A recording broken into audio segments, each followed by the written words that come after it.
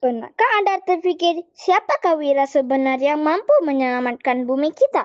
Jawapannya, kitalah Wira Tenaga Muda.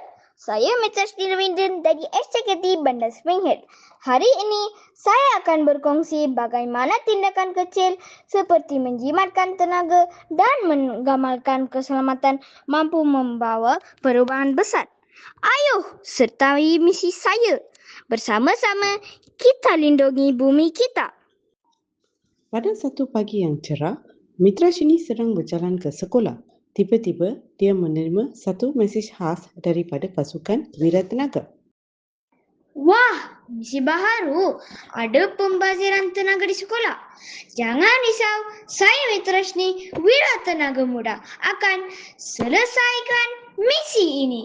Setibanya di kelas, Mitra Shini mendapati lampu masih menyala walaupun cahaya matahari sudah cukup terang. Dia juga melihat pengecas masih terpasang walaupun tidak digunakan. Alamak, ini satu pembaziran tenaga.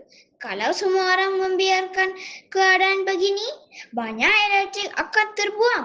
Saya mesti bertindak. Sebelum menyentuh suis elektrik, Mitra Shini mengingatkan dirinya tentang satu perkara yang sangat penting. Sebagai wira tenaga muda, saya mesti mengutamakan keselamatan. Saya pastikan tangan saya kering sebelum menyentuh suis elektrik.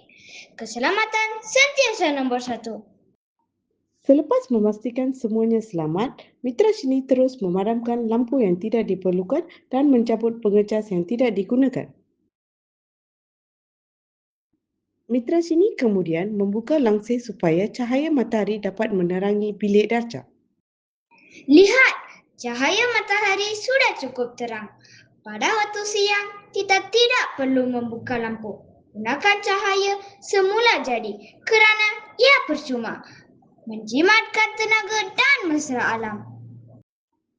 Mitra Shini berjaya menyelesaikan misinya. Dia membuktikan bahawa menjadi seorang wira bukanlah tentang memiliki kuasa luar biasa, tetapi tentang melakukan perkara yang betul setiap hari.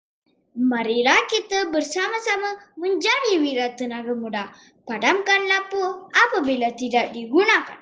Cabut pengecas selepas digunakan. Gunakan cahaya matahari pada waktu siang. Dan sentiasa utamakan keselamatan. Ingat, setiap tindakan kecil kita hari ini mampu memberi perubahan besar kepada bumi. Jimat tenaga hari ini, lestarikan bumi esok.